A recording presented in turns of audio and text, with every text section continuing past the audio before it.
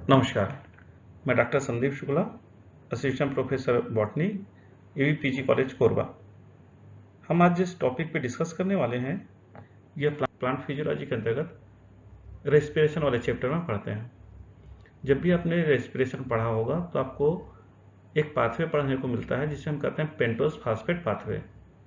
इसे कई सारे नाम हैं। इसे हेक्सोज मोनोफास्फेट शंट भी कहा जाता है, इसे ऑक्सीडेटिव फास्फेट पाथवे भी कहा जाता है, इसे वार्बर डिकेंस पाथवे भी कहा जाता है। तो कई तरह के नामों से इसे जाना जाता है। ये एक छोटा सा पाथवे है, रेस्पिरेशन में ग्लाइकोलिसिस के विकल्प के रूप में काम करता है। हालांकि यह ग्लाइकोलिसिस के विकल्प के से ज़्यादा ग्लाइकोलिसिस के पैरेलल चलने वाला पाथवे है। अगर आपको रेस्पिरेशन मालूम होगा तो आपको पता है कि रेस्पिरेशन का जो सबसे पहला स्टेप होता है वो ग्लाइकोलिसिस होता है, और इस ग्लाइकोलिसिस में ग्लूकोज का मॉलिक्यूल पायरुविक एसिड के 2 मॉलिक्यूल्स में कन्वर्ट होता है। तो ग्लूकोज का ब्रेकडाउन होता है पायरुविक एसिड में, और फिर ये पायरुविक एसिड एनाएरोबिक रेस्पिरेशन और एरोबिक रेस्पिरेशन के चक्र को आगे की ओर लेके जाता है। पर लिविंग में ग्लाइकोलिसिस के अतिरिक्त एक समानांतर पाथवे और चलता है जिसमें ग्लूकोज का ब्रेकडाउन होता है। तो ग्लूकोज के ब्रेकडाउन का जो अल्टरनेट या पैरेलल पाथवे है वो पीपीपी है। अब देखें, ये जो पीपीपी है, पेंटोस फास्फेट पाथवे है, इसकी खोज वार्बर्ग और डिकेंस नाम के साइंटिस्ट ने की थी। और जैसे मैंने पहले कहा कि ये ग्लाइकोलिसिस का अल्टरनेट पाथवे है, पर आप उसको पैरेलल पाथवे मान के चलें। ये एनिमल में साइटोसोल में होता है और प्लांट में प्लास्टिड में पाया जाता है। बहुत सारे ऐसे सब्सटेंस हैं जो ग्लाइकोलिसिस को इनहिबिट करते हैं, जैसे आर्सेनेट्स, फ्लोराइड्स, आयोडोएसिटिक एसिड्स। इनकी उपस्थिति में ग्लाइकोलिसिस इनहिबिट होता है, तो उस समय भी आपको पीपीपी होता हुआ दिखाई देगा। अब इन दोनों के बीच में अंतर क्या देखें। हम कहते हैं ग्लूकोज के ब्रेकडाउन के लिए ग्लाइकोलिसिस काम करता है, हम कहते हैं ग्लूकोज के ब्रेकडाउन के लिए एक दूसरा पाथवे है पीपीपी, वो काम करता है। तो इन दोनों में जो बेसिक डिफरेंस है वो आप समझ लीजिए। ग्लाइकोलिसिस जब होता है तो हमको एटीपी प्राप्त होते हैं, और जब पीपीपी होता है तो हमको दो चीजें मिलती है मुख्य रूप से। एक है एनएडीपीएच और एक है राइबोस 5 फास्फेट। जो एनएडीपीएच है उसका उपयोग किया जाता है कोशिका के अंदर बहुत सारे आवश्यक पदार्थों के बायोसिंथेसिस के लिए, जैसे कि आपने फैटी एसिड देखा है। और जो राइबोस 5 फास्फेट है उसका उपयोग किया जाता है न्यूक्लिक एसिड के सिंथेसिस में। तो इस तरह से पीपीपी से प्राप्त जो प्रोडक्ट हैं उनका उपयोग अलग अलग कार्यों के लिए किया जाता है। हम एक एक स्टेप पढ़ें इस पाथवे का, उससे पहले आप मोटे मोटे तौर पर पीपीपी के स्टेप जान लीजिए। ये एक आउटलाइन है, और आप देखें हमने इस पूरे पाथवे को दो भागों में डिवाइड किया है। ऊपर वाला पाथवे कहलाता है ऑक्सीडेटिव पाथवे।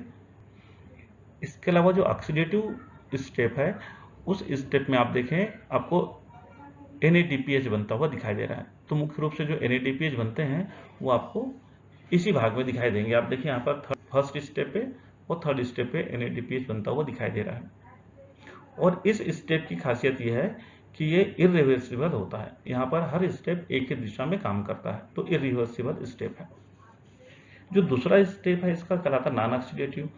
इस स्टेप में जो राइबोलोज 5 फास्फेट बना 5 कार्बन वाला शुगर, उसका केवल इंटर कन्वर्जन होता है। ये राइबोलोज 5 फास्फेट अलग अलग तरह के शुगर मॉलिक्यूल में कन्वर्ट होता है। तो ये एक आउटलाइन है, और अब हम एक एक स्टेप देखते हैं इसका। जो इसका पहला स्टेप है वो आप देखें, सबसे पहले ग्लूकोज 6 फास्फेट कन्वर्ट होता है 6 फास्फोग्लूकोनोल इलेक्ट्रॉन में। ये पहला स्टेप, और यहीं पर हमको एनएडीपीएच मिल जाते हैं। तो अब देखें एनएडीपीएच मिल रहा है, और ये एनएडीपीएच बनते क्यों हैं? क्योंकि जब ग्लूकोज 6 फास्फेट कन्वर्ट होता है 6 फास्फोग्लूकोनोल इलेक्ट्रॉन में, तो एक एंजाइम काम कर रहा है, कहलाता है ग्लूकोज 6 फास्फेट डिहाइड्रोजिनेज। डिहाइड्रोजिनेज इसका मतलब है कि वो हाइड्रोजन रिलीज करेगा। तो ग्लूकोज 6 फास्फेट से हाइड्रोजन रिलीज होता है, उस हाइड्रोजन को एनएडीपी एक्सेप्ट करता है, वो कन्वर्ट होता है एनएडीपीएच में। आपको एक चीज ये ध्यान रखना है कि जो ग्लूकोज 6 फास्फेट डिहाइड्रोजिनेज है, यही वो एंजाइम है जो पीपी यानी पेंटोस फास्फेट पाथवे पर रेगुलेटरी इफेक्ट रखता है। इसका जो रेगुलेशन होगा वो इसी ग्लूकोज 6 फास्फेट डिहाइड्रोजिनेज एंजाइम के द्वारा होगा। अगर सेल में एनएडीपीएच की मात्रा ज्यादा है तो ये ग्लूकोज 6 फास्फेट डिहाइड्रोजिनेज इस पाथवे को आगे बढ़ने से रोक देता है। तो रेगुलेशन पहले स्टेप पे ही होता है। इसके बाद जो 6-फास्फोग्लूकोनोलेक्टोन बना पहले स्टेप में कन्वर्ट होता है 6-फास्फोग्लूकोनेट में। यहाँ पर एंजाइम काम करता है, कहलाता है फास्फोग्लूकोनोलेक्टोनेस, और इस जगह पर पानी की जरूरत पड़ती है तो वाटर मॉलिक्यूल्स लिए जाते हैं, हाइड्रोलिसिस होता है 6-फास्फोग्लूकोनोलेक्टोन का और आपको 6-फास्फोग्लूकोनेट बनता हुआ दिखाई देगा। ये जो 6-फास्फोग्लूकोनेट है ये आगे चल करके कन्वर्ट होता है राइबोलोज 5-फास्फेट में। यहाँ पर भी आप देखें एंजाइम काम करता है फास्फोग्लूकोनेट डिहाइड्रोजिनेज, यानी फिर से हाइड्रोजन रिलीज होगा और NADP उस हाइड्रोजन को एक्सेप्ट करके NADPH बनाता है। तो राइबोलोज 5-फास्फेट का बनना ये बहुत महत्वपूर्ण है इस पाथवे पे। यहाँ पर आकर के जो ऑक्सीडेटिव स्टेप है वो खत्म हो जाते हैं हमारे। तो इस पूरे स्टेप में आपने देखा ग्लूकोज 6-फास्फेट कन्वर्ट हो गया राइबोलोज 5-फास्फेट में। तो एक अंतर क्या आ रहा है, ग्लूकोज जो है वो 6 कार्बन वाला शुगर है और राइबोलोज 5-फास्फेट 5 कार्बन वाला शुगर है। तो 6 कार्बन वाला शुगर 5 कार्बन वाले शुगर में कन्वर्ट होता है, ये हमको ध्यान रखना है। अब आपके दिमाग में ये प्रश्न आएगा कि एक कार्बन कहाँ गया, जब 6 कार्बन थे ग्लूकोज 6-फास्फेट में तो राइबोलोज 5-फास्फेट में 5 कार्बन, तो एक कार्बन कहाँ गया, तो वह एक कार्बन, ये जो आखिरी स्टेप आप देख रहे हैं जहां पर 6-फास्फोग्लूकोनेट राइबोलोज 5-फास्फेट बनाता है वहां पर कार्बन डाइऑक्साइड गैस के रूप में रिलीज हो जाता है। जैसे ही 6 कार्बन वाला शुगर 5 कार्बन वाले शुगर में कन्वर्ट होता है वो एक कार्बन जो होता है वो कार्बन डाइऑक्साइड गैस के रूप में रिलीज हो जाता है। तो जब हम पेंटोज फास्फेट पाथवे देखेंगे तो इसमें आपको कार्बन डाइऑक्साइड गैस भी रिलीज होती हुई दिखाई देती है। इतना काम ऑक्सीडेटिव स्टेप में है। इस भाग में जितने भी स्टेप आपको दिखाई दे रहे हैं ये सब इरिवर्सिबल हैं, एक ही दिशा पे चलते हैं। अब नॉन ऑक्सीडेटिव पार्ट शुरू होगा, उस पर आपको ध्यान देना है। ये राइबोलोज 5-फास्फेट फिर अलग अलग कार्बन संख्या वाले शुगर में इंटर कन्वर्ट होता है। तो इस नीचे वाले भाग में आपको केवल शुगर का इंटर कन्वर्जन दिखाई देगा। राइबोलोज 5-फास्फेट 2 भागों में कन्वर्ट होता है और ये 2 भाग डिपेंड करते हैं उनमें भाग लेने वाले एंजाइम के आधार पर। राइबोलोज 5-फास्फेट देखिए इसका एक भाग बनाता है जाइलुलोज 5-फास्फेट और ये बनता है इपीमरेज एंजाइम की उपस्थिति में। तो जब इपीमरेज एंजाइम राइबोलोज 5-फास्फेट पे काम करता है तो जाइलुलोज 5-फास्फेट बनता है, और जब राइबोलोज 5-फास्फेट पे आइसोमरेज एंजाइम काम करता है तो बनता है राइबोस 5-फास्फेट। ये जो राइबोस 5-फास्फेट है वो आइसोमर है राइबोलोज 5-फास्फेट का, और जो जाइलुलोज 5-फास्फेट है वो इपीमर्स है राइबोलोज 5-फास्फेट का। तो राइबोलोज 5-फास्फेट 2 भागों में कन्वर्ट हो गया। जाइलुलोज 5-फास्फेट में कार्बन की संख्या है 5, राइबोज 5-फास्फेट में भी कार्बन की संख्या 5, तो 10 कार्बन हमारे पास हैं। ये 10 कार्बन अंत तक मेंटेन रहेंगे, अलग अलग तरह के शुगर बनेंगे पर ये मेंटेन रहेंगे। अब क्या होता है, जाइलुलोज 5-फास्फेट और राइबोज 5-फास्फेट दोनों के मॉलिक्यूल आपस में मिलते हैं और ये कन्वर्ट हो जाते हैं ग्लिसरॉल्डिहाइड 3-फास्फेट में और स्यूडोहेप्टेलोज 7-फास्फेट में। यहाँ पर एक एंजाइम काम करता है, कहलाता है ट्रांसकीटोलेज।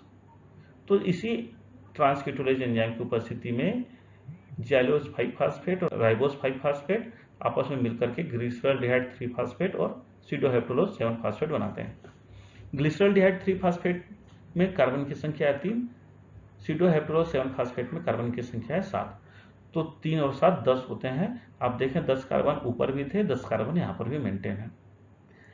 अब ग्लिसरॉल्डिहाइड 3-फास्फेट और स्यूडोहेप्टेलोज 7-फास्फेट इन दोनों के मॉलिक्यूल्स आपस में मिलते हैं, एक एंजाइम काम करता है, कहलाता है ट्रांसएल्डोलेज, और ये कन्वर्ट हो जाते हैं फिर फ्रुक्टोज 6-फास्फेट में जिसमें कार्बन की संख्या है 6 और इरिथ्रोज 4-फास्फेट में जिसमें कार्बन की संख्या है 4। तो इस तरह से ये पूरा पाथवे कंप्लीट होता है। जो फ्रुक्टोज 6-फास्फेट है वो भी इरिथ्रोज 4-फास्फेट में कन्वर्ट हो सकता है। आपको मोटे मोटे तौर पर जो चीजें ध्यान रखनी है वो आपको यही रखनी है कि इसके 2 स्टेप हैं, ऑक्सीडेटिव और नॉन ऑक्सीडेटिव। ऑक्सीडेटिव में 6 कार्बन वाला शुगर 5 कार्बन वाले शुगर में कन्वर्ट होता है। इस बीच आपको NADPH बनते हुए दिखाई देते हैं, कार्बन डाइऑक्साइड गैस रिलीज होती है और ऑक्सीडेटिव पार्ट इरिवर्सिबल है। दूसरा भाग जिसको हम नॉन ऑक्सीडेटिव कहते हैं ये रिवर्सिबल होता है और इसमें राइबोलोज 5-फास्फेट केवल अलग अलग कार्बन संख्या वाले शुगर में कन्वर्ट होते जाता है।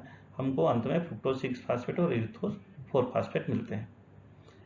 अब आपके दिमाग में ये प्रश्न भी आ रहा होगा कि ठीक है हमको NADPH तो मिले और इस साइकिल का महत्व क्या है, इसका सिग्निफिकेंस क्या है।